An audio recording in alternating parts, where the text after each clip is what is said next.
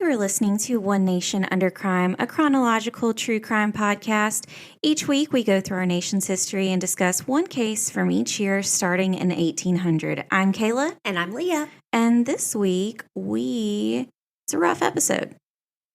Looking forward to it. I know. Really? Yeah, it's a bit of a rough one, I would say. And so we'll go through it. But most exciting is we're recording the day after our first 3 episodes came out. Woohoo! So we're officially official. We have, and Date with Dateline, who dun, dun, dun. We love. They posted us on their Instagram story, and I messaged Kimberly back. She's one of the ones that's on the show, and I was like, I could cry. Like, it's so sweet. So yeah, they posted us on their Instagram story, and we have listeners so far. If y'all are listening, we have listeners in France, in England, in Nova Scotia, in Colombia, in Mexico. Wow. So welcome, guys. We're international. My boyfriend, I was talking to him about it last night, and he goes, how weird would it be if y'all were more popular in another country than you were here? And I was like, that's so true. Not surprising. Not surprising, but that would be really funny. But yeah, so far we've had a pretty good bit of people who have subscribed to the podcast and who have downloaded it. And guys, we really appreciate it. And it's not just our family and friends, by the way. No, and based off of where the downloads and everything are coming from, like, we are not related to anyone in those areas at all. Nor are we friends with people yet. We'd love to be. Yeah, so, it's just super funny because we're not at all, we don't know we have some in Ohio. We have some, in crazy places. We've already got some in Texas and California, which I think is Kimberly, because she said she is subscribing to the podcast. So, but yeah, we've kind of got a pretty big reach so far. Our top listeners, I think, are weirdly enough, Atlanta, Georgia. Okay. They're coming out strong, and then Mississippi. All right. And then I think behind them is Alabama and everything else. So yeah, the South's got to support the South. They are. Obviously, that's where we are. But we got a lot of people in Ohio and stuff like that listening. So welcome, guys. We're glad to have you. Yes. Especially all of our newly found international listeners. Yes. I'm very surprised by. But excited about. Yeah, and we want to get to know you guys. So follow us on Instagram for sure.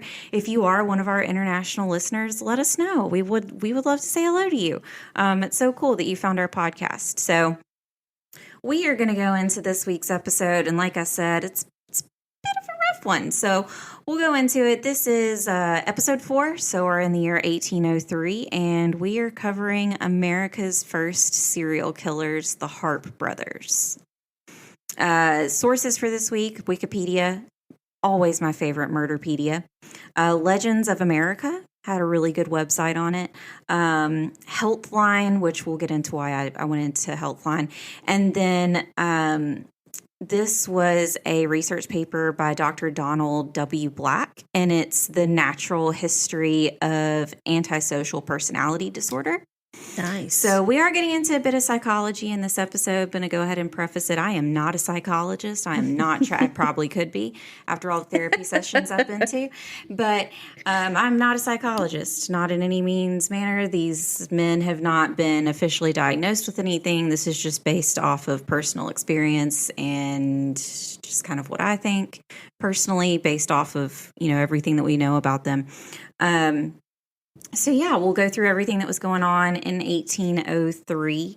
February 24th, Marbury versus Madison. The Supreme Court of the United States established the principle of judicial review. So that was the case of Marbury versus Madison that established that. Let's see. March 11th, Ohio is admitted as the 17th U.S. state. April 30th, Louisiana Purchase is made by the United States from France. That's my mom's birthday. Not the same year. I would hope not. And then July 4th, which weirdly enough, July 4th, the Louisiana Purchase is announced to the American people. So they actually had it purchased for a few months before they officially came out and said, you know, Hey, by the way, we bought a whole hey, territory we of bought land. this real big area of land. FYI, welcome to the U.S. So yeah, like I said before, you know, I know in previous cases we've kind of discussed the areas that we've been in. We've talked about Philadelphia, talked about Manhattan, talked about Massachusetts. We're not going to have that this week because, scarily enough, these men, their reign of terror goes so far that I cannot cover all of the places that they have been in. Reign of terror. This is ominous, man. It's bad. So yeah, like I said before, today's case is especially horrifying, and I want to go ahead and put it out there. I know some people that we have listening may not be, you know, super into true crime, or maybe you're just here for the stories. Maybe you're just here for our sparkling personalities. And witty conversation. And if you are here for our sparkling personalities, we understand. We get it. We're wonderful people. We're best delights. Depending on the day. But, you know, I want to go ahead and put that out there for some people that this is going to kind of be a rough case. Our first 3 episodes were very, very mild in regard to details of crimes or the actual crimes that were committed. I'm going to go ahead and say this is a high trigger warning level show, which means there are deeply disturbing crimes committed, and the details, unfortunately, will have to be put throughout the episode due to, you know, just how prolific these crimes were and how many victims there are. Yeah. Great. I'm going to, you know, I'll try and be as delicate as I possibly can in the descriptions, but even then it can be triggering to certain people. So we've discussed it before. I think we discussed it at length in episode 2. We are big advocates of mental health. If this is not, I'm going to go through kind of the overall arcing themes of what the crimes are going to be in this episode. And if any of those could be triggering to you, then just skip this one. Yeah. We're fine with it. We love you. It's cool. You can skip this one. We totally understand. I may skip a lot of this one. I don't know. Leah's going to be skipping a bit of it. So, so yeah, this case includes murder. It includes sexual assault, kidnapping, forced polygamy, and especially heinous crimes against children. Like I said just a second ago, this is going to be an episode that Leah checks out for a bit, and it'll be just me and you guys for a while. As we've discussed before, Leah does not follow true crime like I do. Nope. So, you know, I've quite literally listened to thousands of true crime episodes. I've, you know, watched the documentaries and docuseries on serial killers. Me and my boyfriend actually like to do that. That's kind of one of our weekend things when a new one comes out. I read books on true crime. I've read Mindhunter. I'm reading The Invention of Murder right now. I mean, I've, you know, A Duel with the Devil. I've read, you know, extensively on, you know, different cases. I fall asleep to forensic files. I do not. I watch Criminal Minds on repeat. And, you know, we're just going to go ahead and put out there that if Matthew Gray Goobler is listening by some chance, if he has found our podcast, our Instagram DMs are open, and I will be accepting any message from you, sir. For those of you who don't know, that's Dr. Spencer Reed on Criminal Minds. And I love this meme that's like, Dr. Spencer Reed would never do this, because he's just a gem. I love him. So yeah, I've heard and seen and read some gruesome cases. And like I said before, like my therapy, I'm sure my therapist would have more than enough to say about that. But if you were a Leah, then you might want to skip over this one. And if you're a Kayla, it's going to be rough. So I'm going to go ahead and put that out there. I've only heard one other podcast personally cover this case, and it wasn't until and I believe it was Wine and Crime that covered it, and I had not heard about it until they discussed it. There are probably other podcasts out there that have covered it, but I want to go ahead and also say too, I don't try to listen to podcasts regarding the cases that we cover ahead of time, because I don't want my research. I don't want to accidentally pull something from someone else's show. Yeah. So if I have heard a podcast about it, or if I do know that one is out there, it's not that I listened to it for this show. I listened to it previously, and I just remember that it's out there. So, I just want to make sure that's known, because I do know there's podcasts out there. I think Crimes of the Century covered Levy Weeks. I don't think anybody's covered Fales and Fairbanks. I don't think anybody's covered that, and I'm not sure about Durham, but just to say, I want to be sure there are some podcasts out there who have been accused over time, I'm not naming names, of possibly pulling material from other places, and so that's why I want to be very clear with the sources. I put the sources in our episode. They're also put in the notes in the bottom of the show.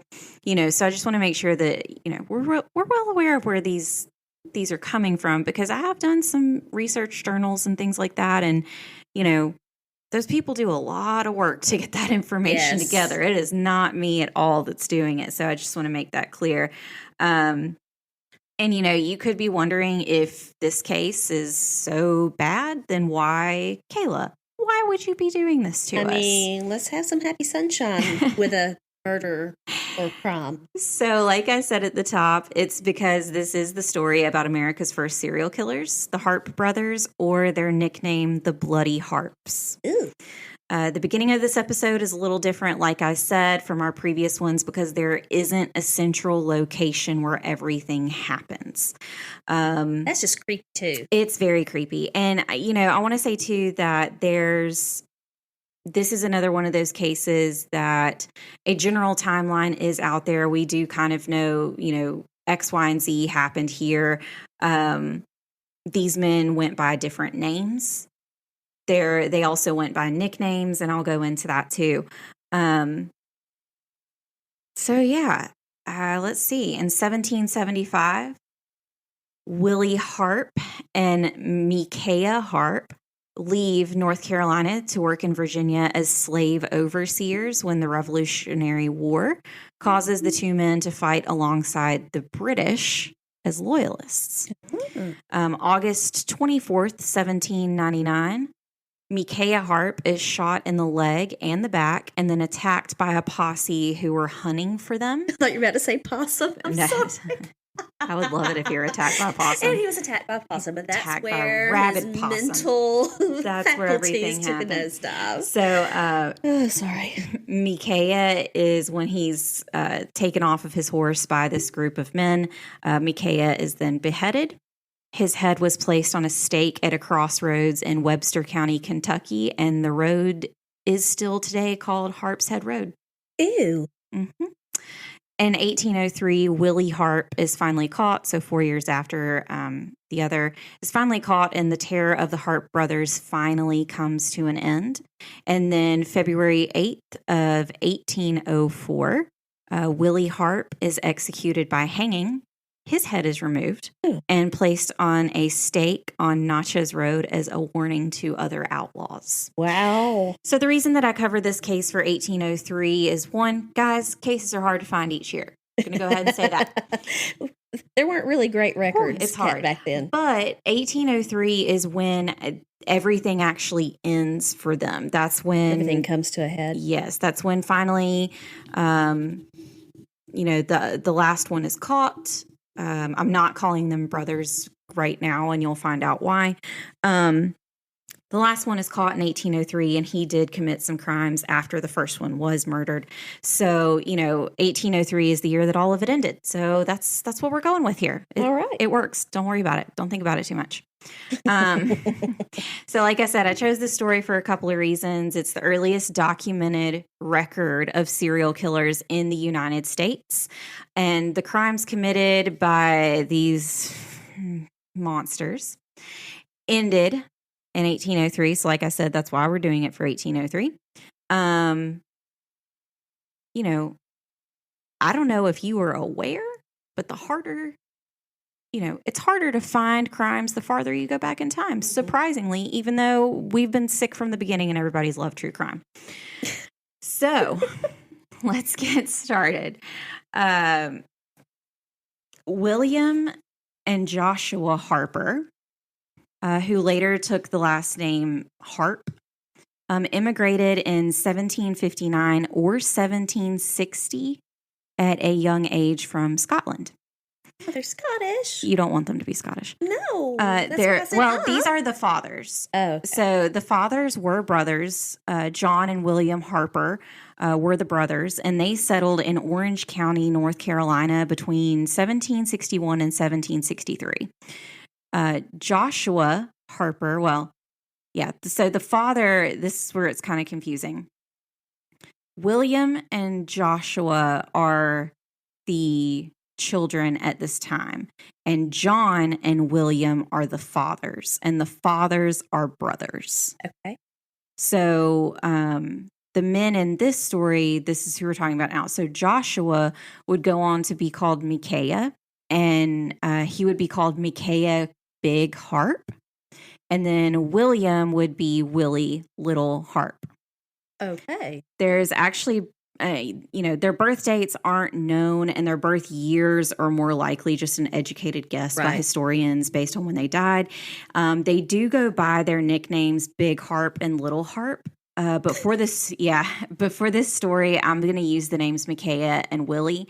You will hear, like I said, I did listen to Wine and Crime, and they did talk about it, and they referred to them as Big Harpe and Little Harpe.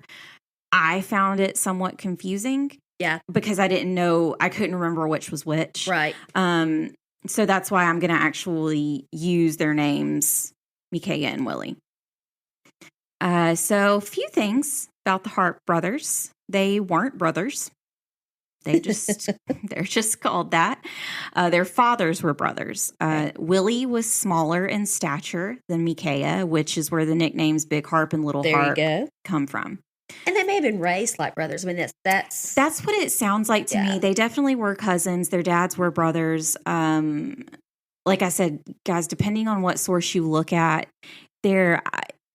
and as I've said before, I do go off of multiple sources, and in those sources, I find the common thread. Yeah. I try to not pull anything that's an outlier because some people will just like throw in little pieces here and there. It just doesn't really line up with what I've read. And so I kind of try and go off of overall, kind of what the consensus is. And so, it said that their dads were brothers and that they were cousins, but that they were so close. They did, it was kind of like brother. And I mean, here in the South, like we get that. A lot of people who have larger families. I was going to say, my cousins and I, we spent all of our time in our younger years. We were all at my grandmother's house together all the time. Mm-hmm. And so we were, we were always together. So I totally get it. Exactly. So these men that we're going to discuss today, they were river pirates, murderers, and highwaymen who operated in Tennessee, Kentucky, Illinois, and Mississippi, and then they were from North Carolina. Wow. Highwaymen, which I didn't, there's actually a movie on Netflix called Highwaymen, but it's not the same thing. So if you have watched that movie on Netflix, highwaymen at this time were robbers on horseback who actually targeted stagecoaches, mail carriers, carriages, and then farmers coming back from market. Which just really irritates me.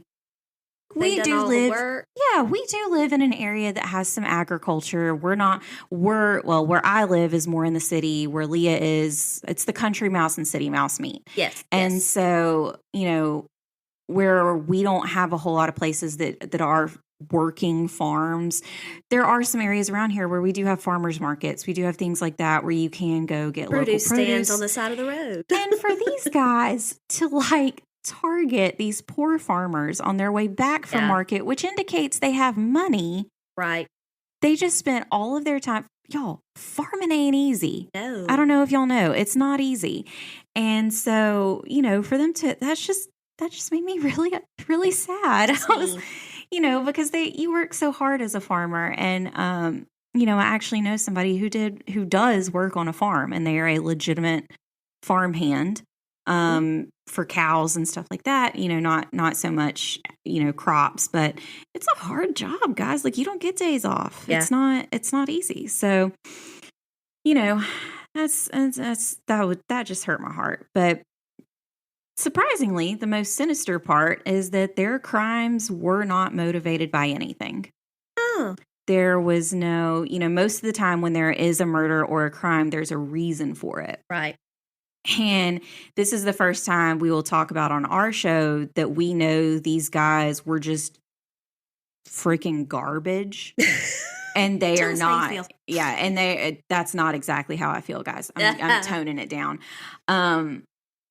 These are not just accused murderers. Yeah. It's known these men are trash. Like, they are trash. They deserve to be discussed as trash. And when I talk about their crimes, you will more than agree with me when you hear the things that these men have done. It's just terrible. So the motives behind murder boil down to 4 categories, or you could call it the 4 L's of murder. What do you think they would be if you had to say the 4 L's of murder? Love. Mm-hmm. Lust. Mm-hmm. Luxury. Not really. Close, but no. Well, I'm trying to think of an L. I mean, jealousy, but I can't think of an L for.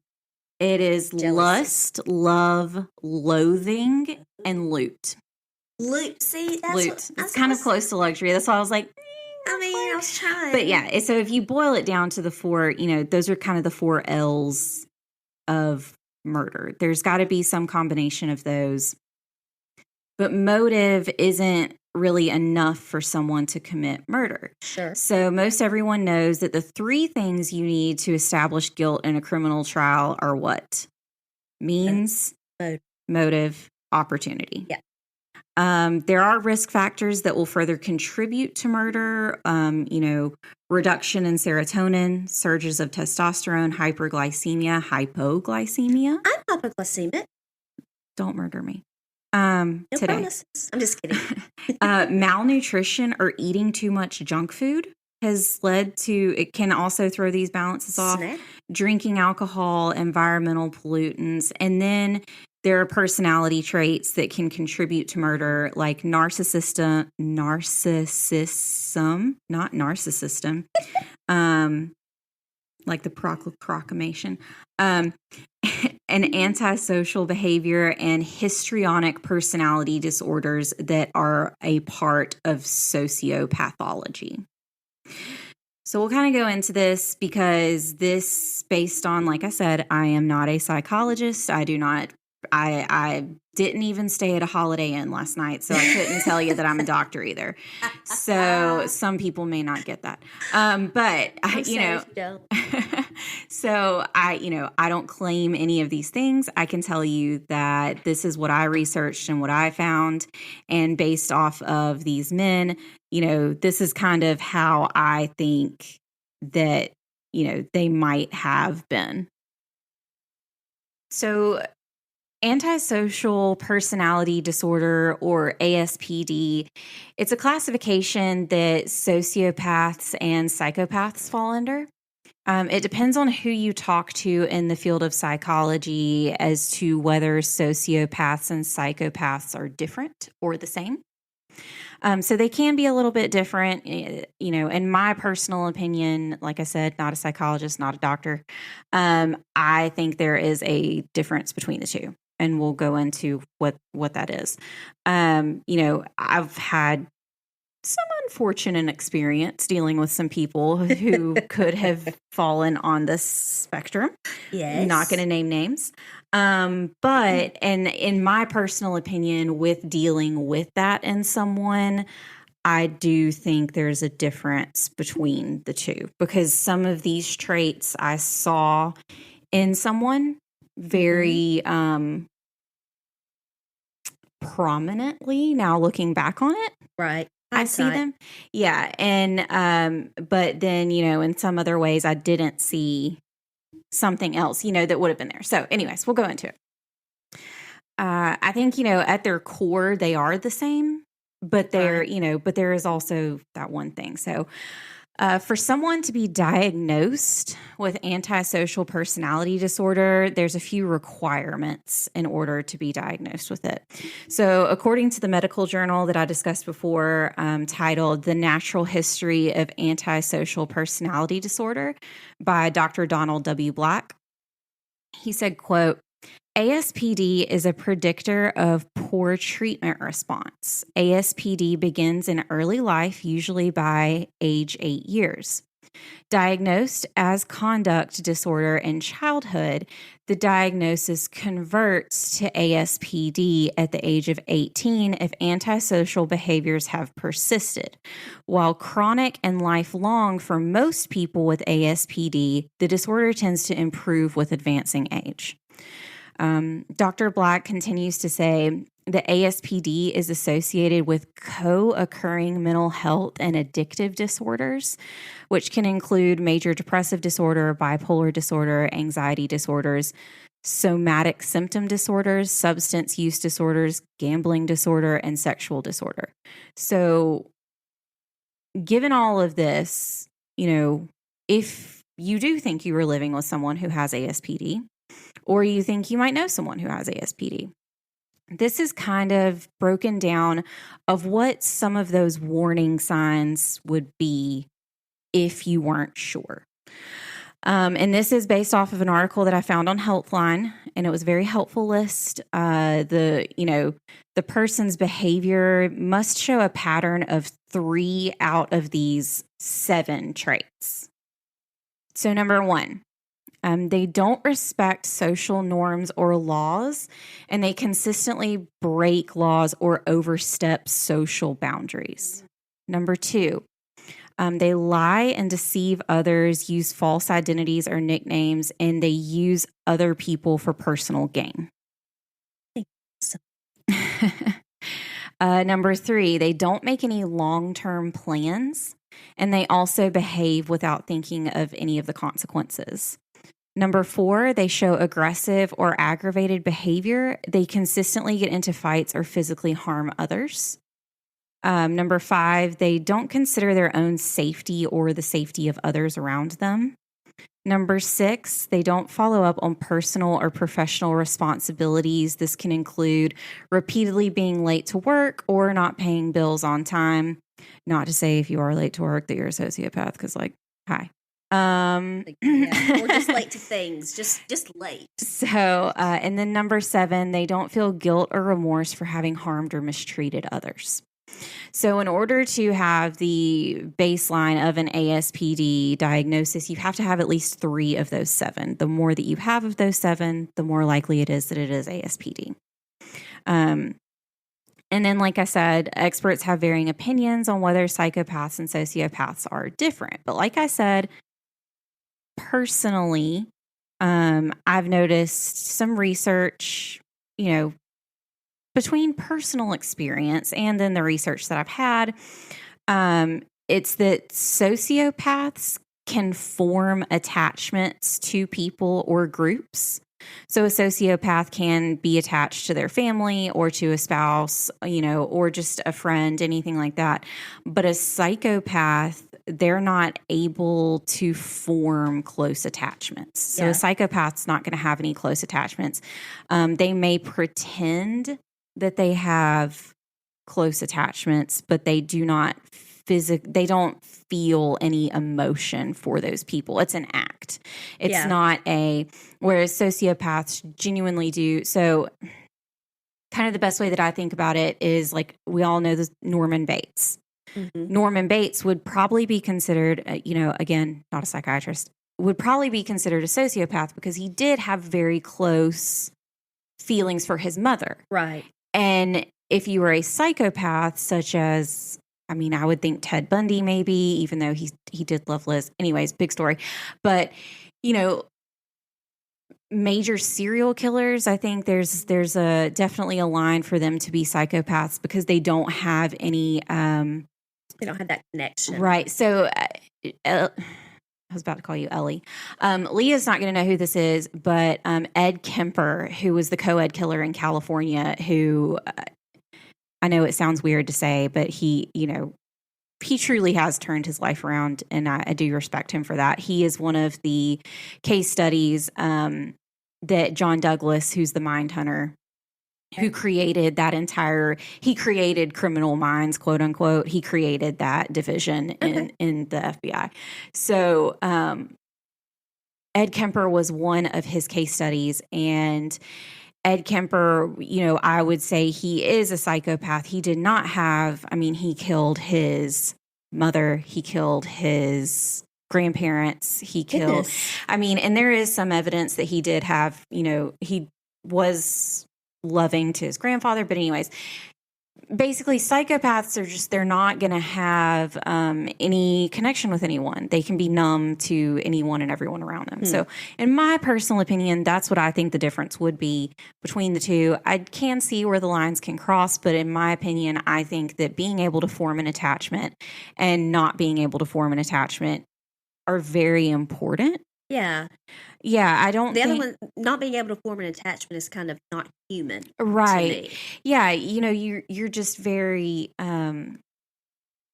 which, again, not to say anything about this, because I do have a relative that does have Asperger's and is on the spectrum, but he can be very non-emotional towards people and there's or things. Non-emotional. And there's there's non-emotional. And so that's also, too, where we don't need to get the lines crossed, because someone seeming unemotional and detached from reality doesn't necessarily mean that they would be a psychopath. Like this person who is a relative of mine, he just doesn't have emotion, but he, he does with some things, but he can also shut it off. I can shut my emotions off too. Well, but like my mom, I have seen her cry one time in my entire life. Like my mother is not an emotional person, but she is very steady, very even, very mild. When's her birthday? Her birthday is April 30th. Okay, continue. So she's just very, that's just her. She's just steady, and she's never really up high. She's never really down low. She's just always steady. And I've come to really rely on that because I'm all over the place. But, you think some people might be like, never seen her cry, only one time. But but also she's from Scotland, and, show of emotion is a little bit different, right? My mom listened to our first 3 episodes the other day, and at the end of episode 2, we did delve deep into some mental health things and some things that I had been through and some things that you had been through. And my mom actually called me, and she was like, I could tell my mom, I love you, Mom, but my mom is way more emotional than I am. I am not. I am very detached. I can be non-emotional. I don't let people in. That's just how I am. Yeah. I am very much, I'll deal with it myself. It doesn't matter. Yeah, I won't ask for help. Right. No, not at all. So when she was having a really bad time, I just said, hey, I'm coming to your house. What do you want for the Mexican restaurant? And I showed up. And so, my mom actually called me, and she was like, I didn't realize that a lot of that was going on with you at that time. And she was like, and I'm sorry that I didn't recognize it. And I was like, and here's the thing though. If I don't want you to recognize it, you will not. You're good at I will hide it. I don't want, because, there's just, and it's like my mom said, I was like, don't feel bad. It's nothing against you. Sure. It's that, there are just parts of my life I don't want to talk about for a while. Yeah. And I told her, I was like, it's nothing. It's not like, I just decided to talk about this. It's just that, it somehow was brought up in our conversation about the case. And, we do want to make sure that people are aware that, you may think no one's there, but there's always someone there. Yeah. And, and she would, she said, maybe it was just your time that you felt like you could talk about it. And, cause it's been several years now since I dealt with like the depths of that. But, it's just to say, some people may exhibit some of these traits. That does not mean that someone is inherently a sociopath. Because my mom is not a sociopath. No. And she's not disconnected. She just doesn't have high emotions. Right. And, like I said, you need to have 3 of the 7. So at minimum, to even come close to a baseline diagnosis of antisocial, personality and everything like that, you really have to have more. You can't have like, oh, well, there's these two, but this third one maybe. Like, it needs to be strong. Like this is a pattern. I have noticed this. And don't go around diagnosing people. Like, you don't know. Because if you don't have that you don't know. degree, Yeah. you don't have the So, credentials. but just to say, if you do think, because people who have ASPD, they do have a detachment from reality. They may not be completely cognizant of how their actions can harm others, like it said. So if you are in a situation that you don't necessarily feel safe in, and it is related to that, just be very aware of it. That's all I can say. There you go. So just to kind of go off on a rabbit hole, if you will, for a bit. So given all of these parameters, the scum of the earth that is our topic today, I definitely think they fall under the sociopath category because they do form a connection with each other. Oh. So they're not like, they're very close to each other. Like, they call themselves brothers. They outwardly made it look like they were brothers, and they did kind of look similarly. One of them, I think it's Micajah, but there's only like drawings of people from back then, and he looks like a really unkept and crazy Hagrid. I mean, the photo, Hagrid is not very well kept. The photo, I mean, just he had those like crazy eyes. But when I was scrolling, I was like, oh my God, who put a photo of Hagrid in here? Like, but that's who he looks like. So, I mean. So, even scruffier Hagrid? Is it was very weird. So, but these men, they did have attachments to one another. So, I do think that would, kind of fall more of as a sociopath, because they did very much care about one another. When one of them died, the other one was very, upset, understandably, and everything. So, Micajah and Wiley left North Carolina around 1775 to go to Virginia and take jobs as slave overseers, but the Revolutionary War changed those plans. The Harpes served as loyalists in the war and fought with the British. We did talk about how they did move from Scotland, so they were younger when they moved here, but obviously, as age goes, their parents were older. So it's could be said that their parents were strong loyalists. Right. And that could be where they have it from. But there's also other reasons that they could have decided to fight for the British. It was made clear soon after they joined that their motivation for joining the war was just strictly violence. Nice. They joined Bloodlust. Exactly. They joined with other men who had the same thoughts and thoroughly enjoyed burning farms, assaulting women, and stealing from the Patriots. Oh. During this time, Wiley tried to assault a girl. I'm being very delicate in saying these things because I'm just, trying to not over, anyways. No, we're not over explaining, but I'm not trying to. Yeah. So just know when I say that it is what you're thinking. Willie tried to assault a girl, and he was shot and wounded in the leg by Captain James Wood, who, was one of the Patriots. In 1781, the Harpes left the army and joined a group of Cherokee Indians who were raiding settlements in North Carolina and Tennessee. They caught up with Captain James Wood again. Uh-oh. This doesn't sound good for Mr. Captain. No. And as retaliation for wounding Willie, because it didn't kill him or anything, the Harpes kidnapped his daughter, Susan Wood. Oh, no. And her friend, Maria Davidson.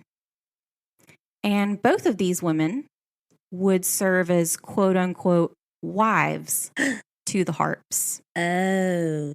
Not necessarily consensual wives. Oh, no, it was forced. This is what I'm talking about when I say forced polygamy. This is it. There are no marriage papers on it. It's more viewed as common law. Gotcha. But it's not clear who was married to who because they just kind of shared. Ooh.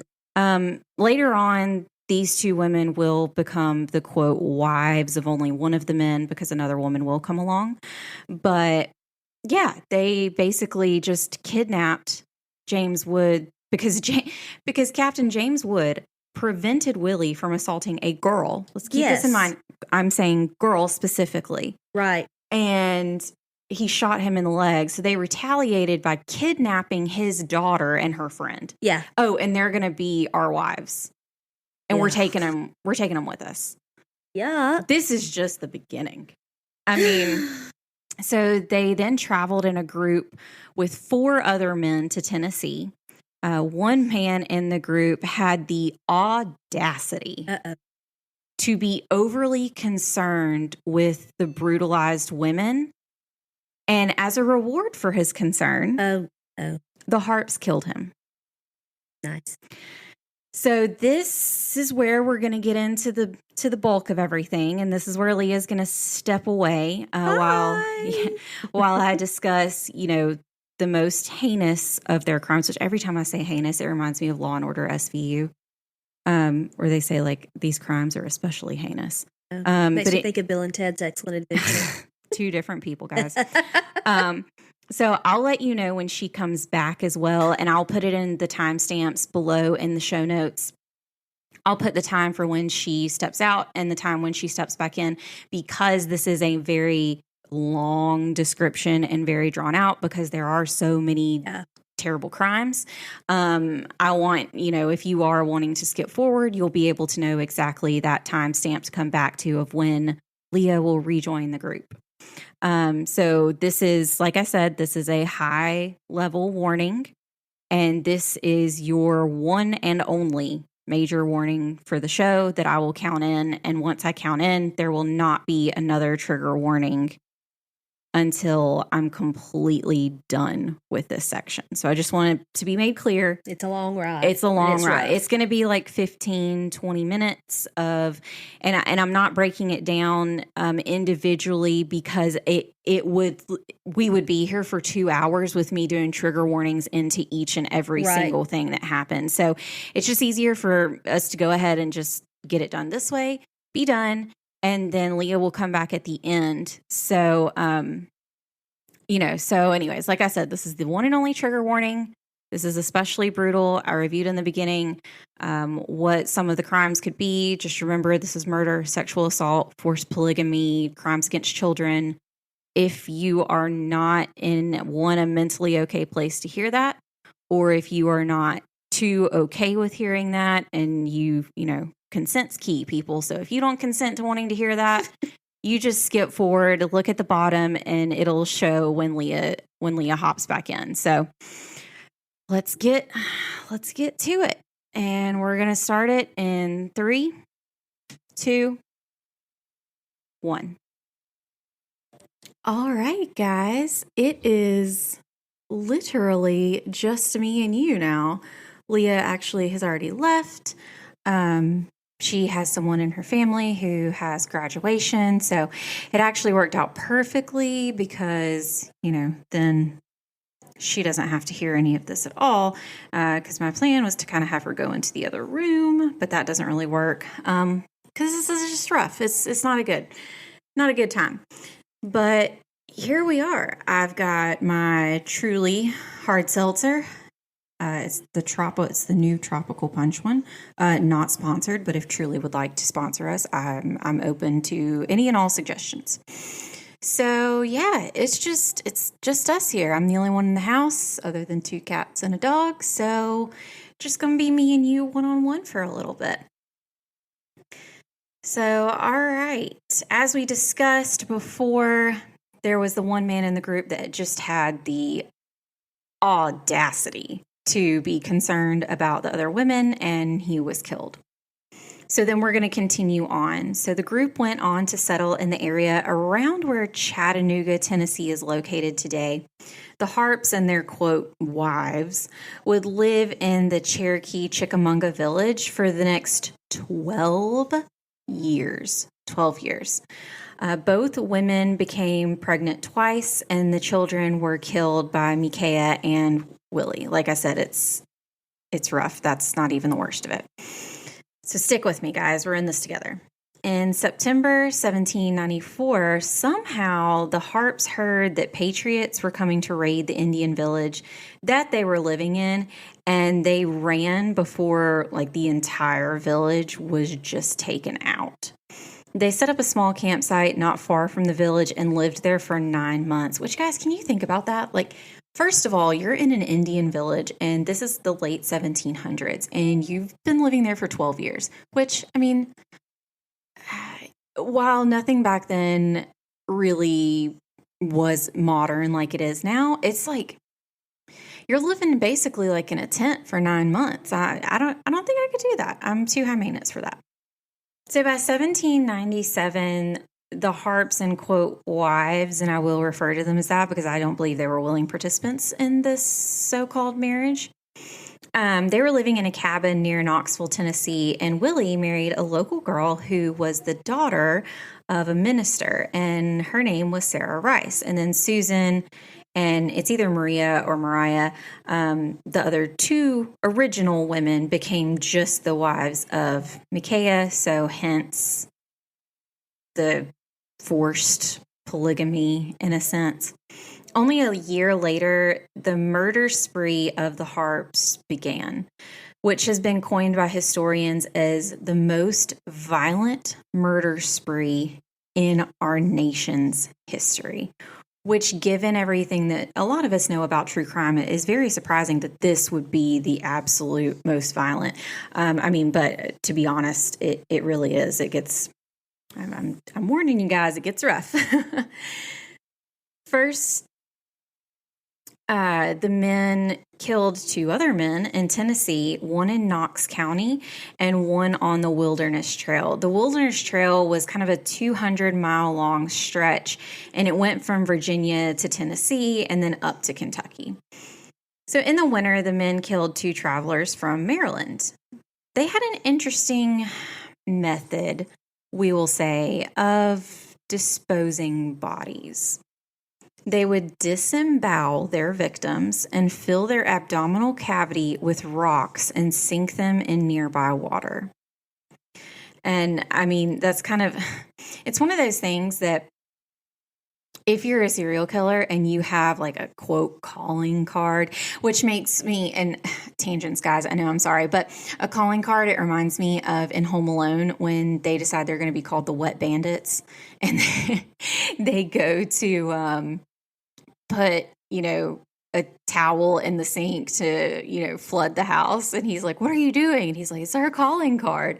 So this is what this reminds me of. Like, if you've got a calling card and you're trying to get away with murder, which it doesn't seem like these men were trying to get away with it. But I think that type of disposal of bodies would just be so specific that you would have to think that someone is catching on to what's going on. But, that's just me. Next, a man named John Langford, traveling from Virginia to Kentucky, was found murdered, and the local innkeeper made the authorities aware that the Harpes were most likely to blame for this. The men were caught and jailed in Danville, Kentucky in April of 1799. But, as we are aware, this is not the end of the story. The men escaped from the jail, and when a gang of men tried to hunt them down, they weren't able to be found. It wasn't long that the young son of one of the men who helped the authorities was found dead. So this was a child he was a child of one of the men in this kind of like posse or gang. We'll kind of go back and forth between the two terms. But it was basically, there was a bounty out for these two. And there was this group of men, posse, gang, however you want to refer to it. And one of the men in that group, his son, was found dead. And his body was terribly mutilated. This is, kind of going into the bounty and everything. The governor of Kentucky put out a bounty on both heads of the Harpes for $300, which today would be $6,000 roughly $6,400, if we're doing it that way. As they ran north to Illinois, they murdered 2 more men named Edmonton and Stump. Near the mouth of the Saline River, they came upon 3 men who had set up camp and killed all 3 of them. The pair then made their way to an area called Cave in the Rock in southern Illinois, which is kind of a stronghold area of this river pirate whose name was Samuel Mason. I'm going to go ahead and say right here, I kind of went back and forth as whether to cover Samuel Mason or not.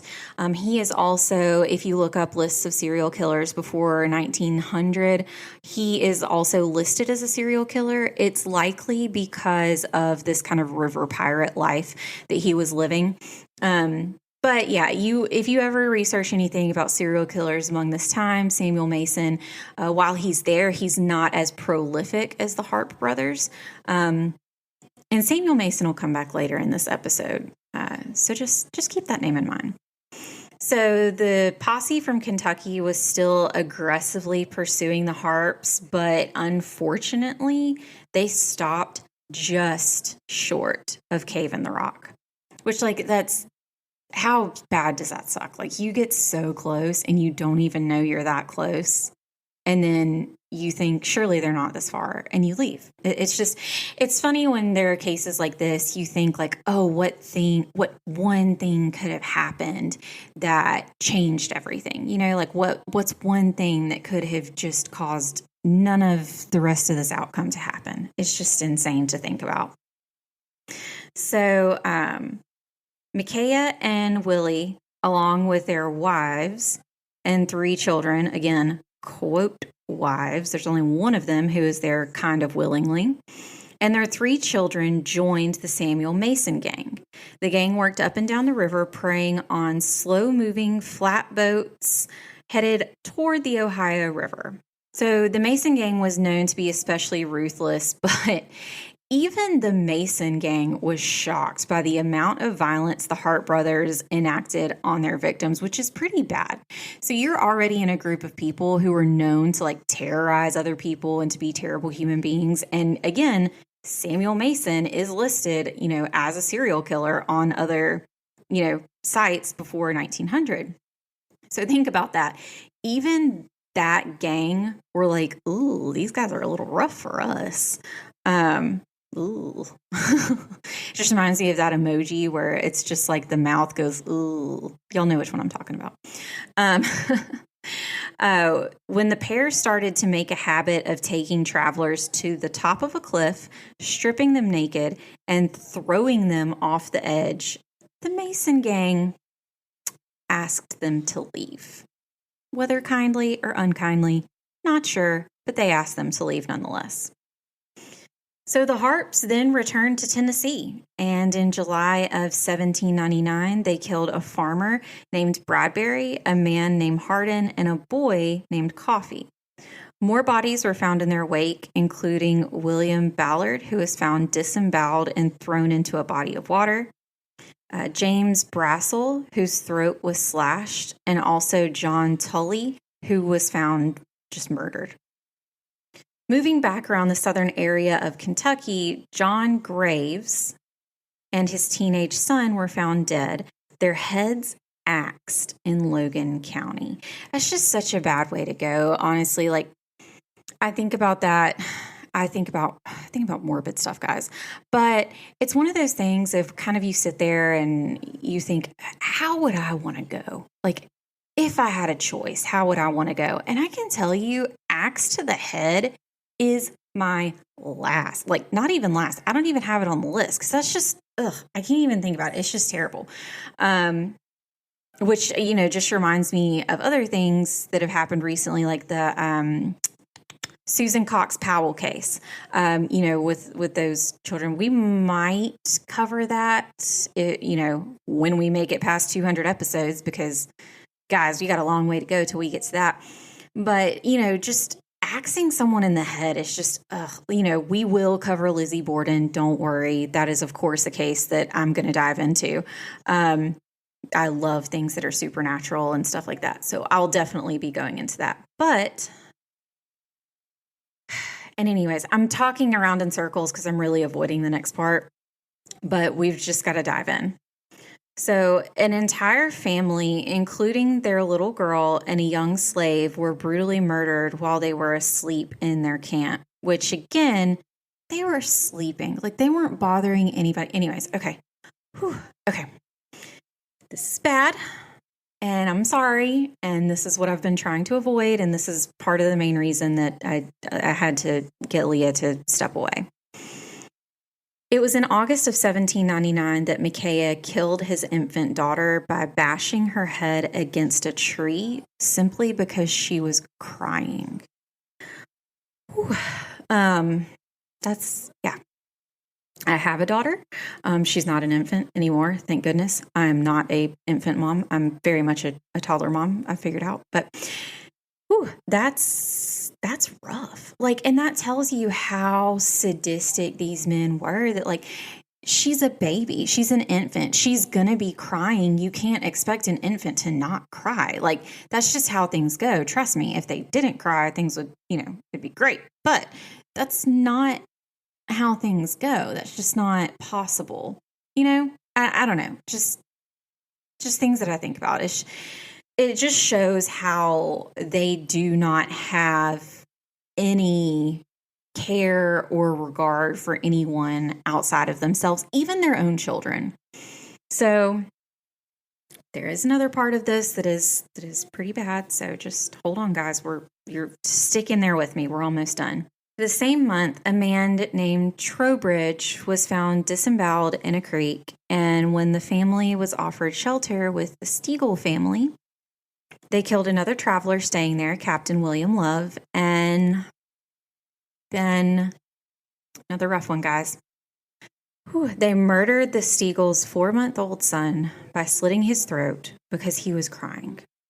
And when Mrs. Stegall came into the room and became absolutely hysterical when she found her son murdered, she was then killed too. All right. We made it through. That's the last of it. That's as bad as it gets. I mean, we're going to talk about some beheadings and stuff in a little bit. But if you listen through this part, the beheadings might make you feel a little bit better. But man, I know that was rough. This is why I tried to give y'all a bunch of trigger warnings just to be on the safe side, because I know it's not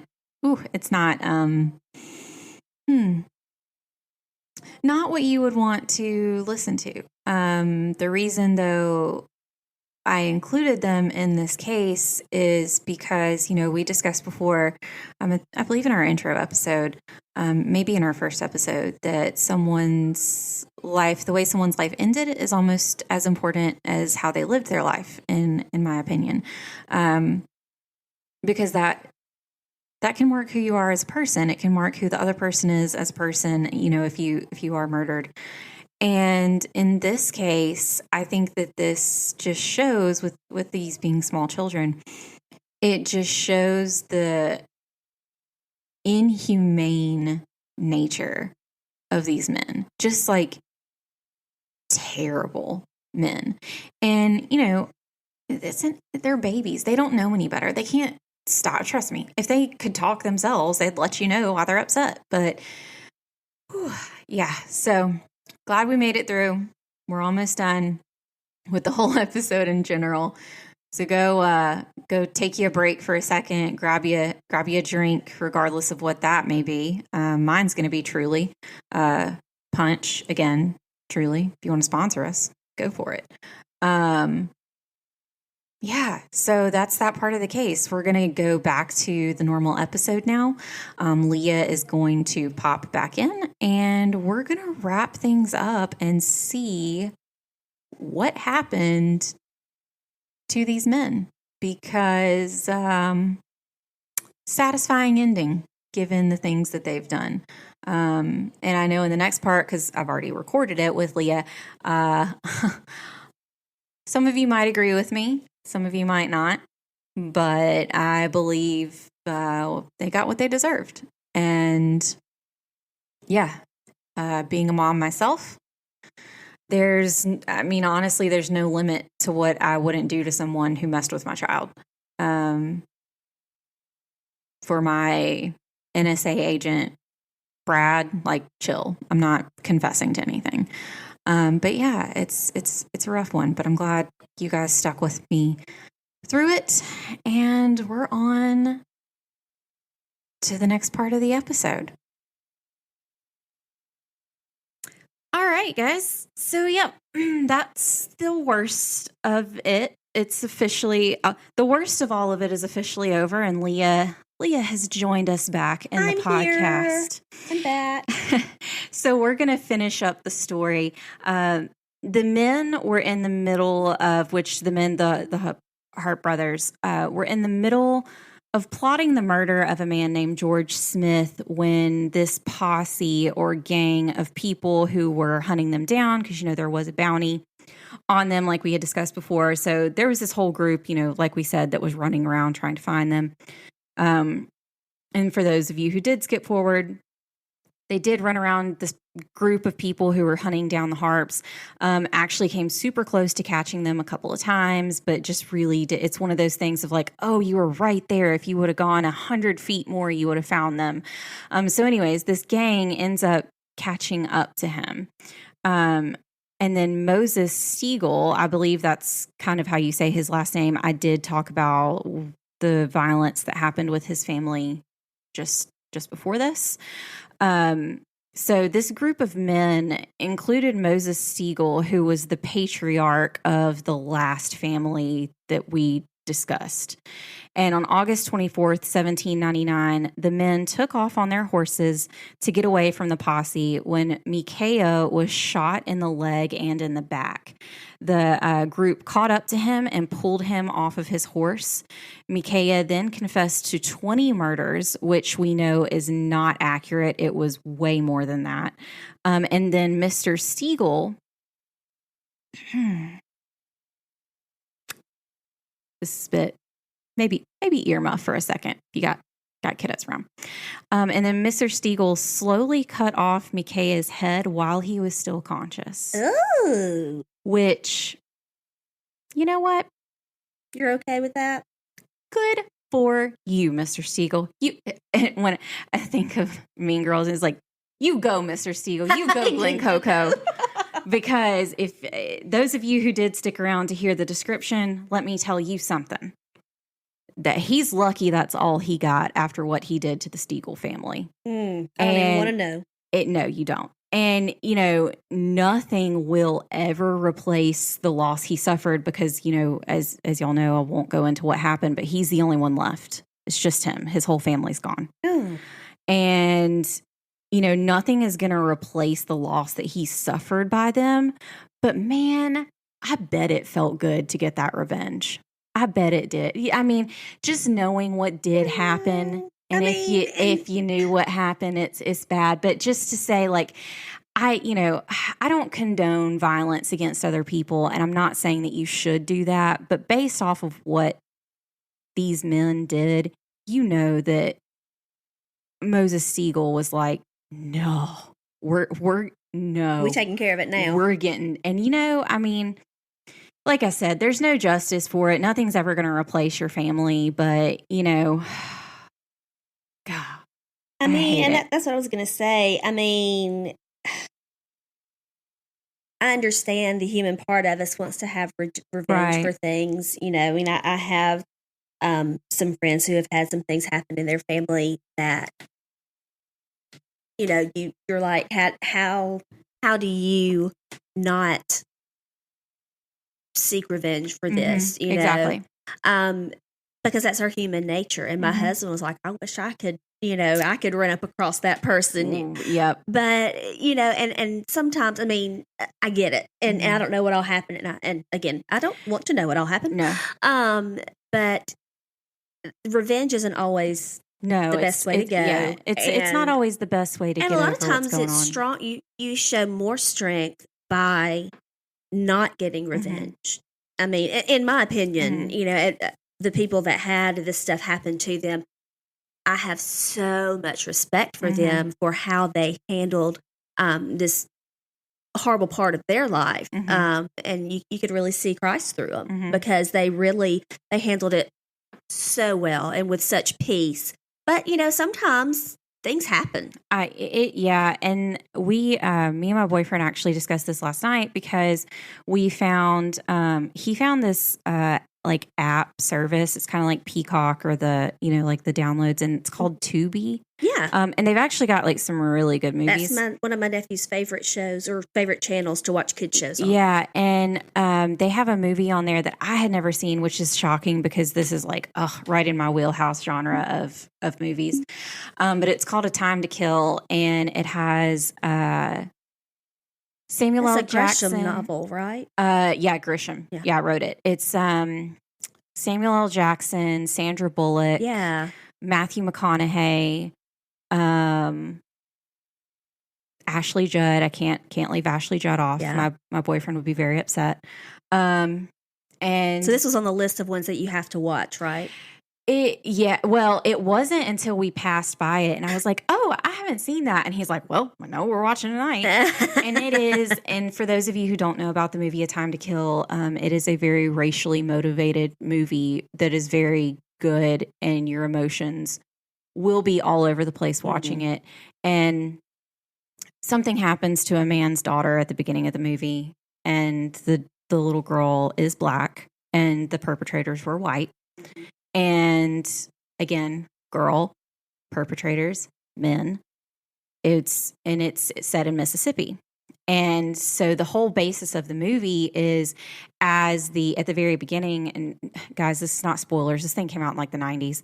So, and there's a whole book and everything, but the dad, who is Samuel L. Jackson, he plans on when the two men are being brought to court as like their arraignment after they were arrested, he sneaks into the courthouse the night before, and then he kills both of the men.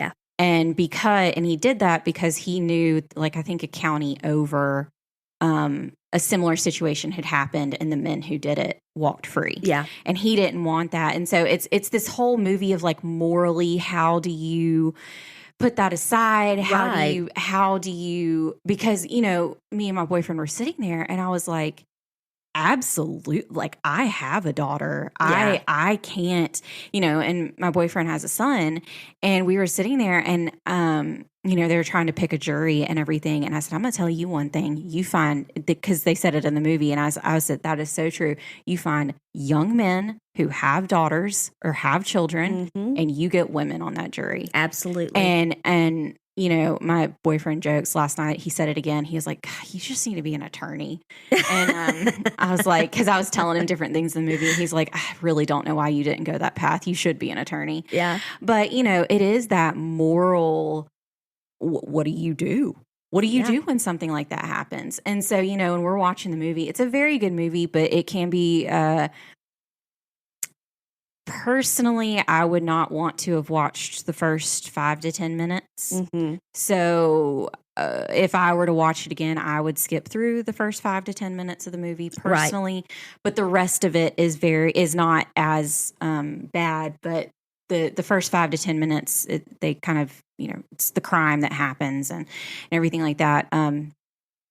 But yeah, I mean, and that's what came across me thinking about this guy, Moses Stegall, is like, what do you do? How do you reconcile that? And at this time, this is, like we said, this is 1803. Right. And things were very different then as well, as far as the law. Right. This is not a time of, we're actually going to get justice. This is a time of like, you're just going to have to do it for yourself. And like, you can let the law handle it, and the law does, handle it with one of the other brothers. But I mean, I just thought about it and I was like, man, for him, it's not going to make it any better, but I can't blame him. Yeah. I can't blame him. Yeah. And I'm with you. So anyways, after that, Micajah's head was placed on a stake at a crossroads near Henderson, Kentucky, and still today it is called Harpe's Head Road. I did Google map it just to be sure. So that's going to be on our road trip? It's on Harpe's Head Road. So Willie Harpe, was able to escape and rejoined the Mason gang that we had discussed earlier, and their terribleness. So Willie was able to go back to that gang, possibly because Micajah was not with him. But he rejoined, and then he was still alive for another 4 years, and he was using the name John Seton at the time. Unfortunately for Samuel Mason, who was, the head of the Mason gang, a bounty was placed on his head, and it was too good for Willie to pass up. So Willie and another pirate, because they were river pirates, another pirate in the group, James May, killed Mason, cut his head off to collect the money. There's a lot of decapitations. I mean, lot of it. Well, and at this time when it's one of those wanted dead or alive. Well, sure. You bring the head in. Yeah. This is him. I mean, I get it. But wow. Yeah. And so they killed him, and then went to collect the money. And finally, in 1803, when Willie and James May presented the head of Samuel Mason to get their reward, the authorities recognized both of them as outlaws. I mean, which cracks me up. And Willie still had a bounty out on him from previous years. Didn't think that one through, and they were arrested. The men were able to escape, but they were captured. And at the end of 1803, they were tried for murder and sentenced to hanging. On February 8th, 1804, Willie Harpe was executed by hanging. His head, along with James May's head, were removed and placed on stakes on Natchez Road as a warning to other outlaws. Based on the records we have of the Harpes, it's documented that they killed more than 40 men, women, and children. Yeah. But the number is likely much higher. Yeah, these are just what are been documented, and because they traveled, right? And just given how violent they were, like they were one of those, like they'll kill you as soon as they look at you. Ugh. Like you cross them, they don't care. So what happened to the wives? Back in 1799, the three women who each of the three women had a child, and the third woman, which those of you who did not stick around for the middle part, the third woman was one that, Willie Harpe had met and married. And so that was when... Like she wanted to be married to him? Yes, she did. They did want to be married. And she didn't know the extent of everything. But yes. And her father was like a reverend of the town that they were in. Oh, my heavens. The whole thing. But then that's when the two other women became solely the wives of Micajah. I mean, wow. Right. So each of these three women had children, and they were left back at the camp when Micajah and Willie ran from the gang, which led to Micajah being killed. The women were taken to an empty block house in Henderson, Kentucky, and on September 4th, 1799, the women were all charged with the murder of Mary Steagle, her infant son, James, and Captain William Love. They were tried for the murders, but they were released in October.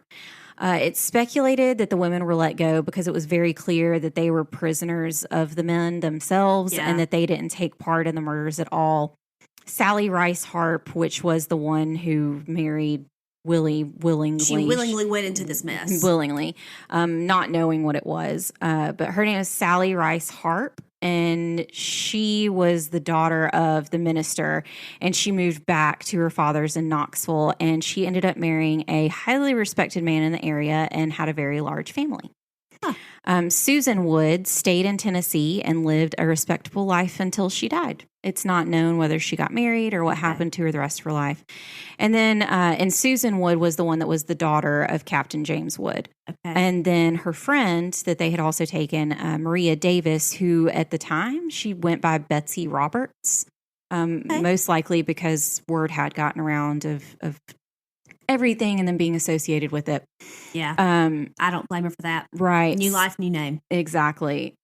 She married a man named John Huffstutler, In September of 1803, they raised a large family in Illinois until their deaths in the 1860s. Also note, like I said previously, Sally was the only one who was legally married to Willie, and she did have the surname of Harpe. So after this, anyone associated with the Harpes changed their last name so they would not be connected to the Harpe brothers. I don't blame them for that anymore. And that is where our story ends on these guys. So we're done. You made it. Woohoo! So thanks for sticking with us. I think everything's pretty cut and dry in this case. Don't think there's any speculation as to what did or didn't happen. And no loose ends. Right. So thanks for sticking with us on this one, guys. It's the first one that Leah had to cut out on. We'll see how many more we have that have to be done that way. Hopefully not a lot, because I really like to know what goes on. Yeah. So yeah, that does it for us. Follow us on Instagram at One Nation Under Crime and on Twitter at ONUC. If you love our podcast as much as we do, please follow us on your preferred podcast platform. As of this recording, we are officially listed everywhere you can find podcasts. We are officially official. We're everywhere. So go find us. And if you are just now finding us, go back and listen to our previous episodes. Yeah. We would love it. Recommend us to anyone, friends, family, coworkers. Need to make conversation? Bring us up. Starbucks, barista, anybody. Yeah. And if you feel like it, leave us a 5-star review on Apple Podcasts. And if you do leave a review on Apple Podcasts, not to be picky, but if you could just leave a comment with it, because if you leave a comment with it, it's actually counted more of a review than if you just label it as 5 stars. So if you could do that, that'd be great. We do have a Patreon. If you would like to help with the cost of making and hosting the show, you can donate there. Just go to patreon.com and search for One Nation Under Crime. And if you have any questions for us or just a really good, juicy family story, you can email us at onenationundercrime@gmail.com. We'd love to read them and we'll respond to you. We're here. So thanks, guys, for listening to this week's episode of One Nation Under Crime. We will see you here, same time, different crime, next week. And remember, there isn't always liberty and justice for all. Bye, guys. We'll see you next week.